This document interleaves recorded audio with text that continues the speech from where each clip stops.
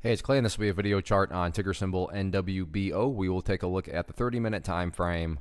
Real quick, what do I mean by 30-minute in case maybe you're new to charts? Instead of each one of these candlesticks here representing 1 day's worth of price action, which is what you would normally see, each one represents 30 minutes. So while this here may look like several days worth of time, it's actually today's price action broken down into 30-minute time slices.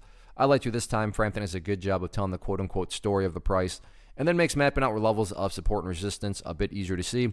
Done this analysis several times in the past, so that is where these green and red line annotations are coming from. After today's price movement, definitely some updates here need to be made. Just going to do a little house cleaning, get rid of that line up there. Yeah, it pertains to the chart. It's just not relevant anymore. And from a presentation standpoint, I don't want to risk causing clutter and confusion because there's lines all over the place. So let's try to keep this as clean as possible. The first update, though, that doesn't even need to be made comes about based on a foundational rule in charting, which states when levels of support are broken and closed below, they do tend to act as resistance. So in the event there is any sort of bounce, that first key level of resistance that the price will have to fight back up above is going to be right there at 28 cents. And speaking of bounces, and this will mean a little bit more to those of you that understand charts, but we had what we would call in the world of candlestick analysis a hammer candle here.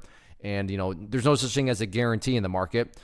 So I'm not saying it's guaranteed to bounce, but yeah, hammer candles can produce some bounces every now and then. So it's not illogical to wonder or say, hey, it's looking like 28 cents may have a chance to, get tested and broken back up above, early next week. So we'll see if there can be any follow through on the hammer candle or not.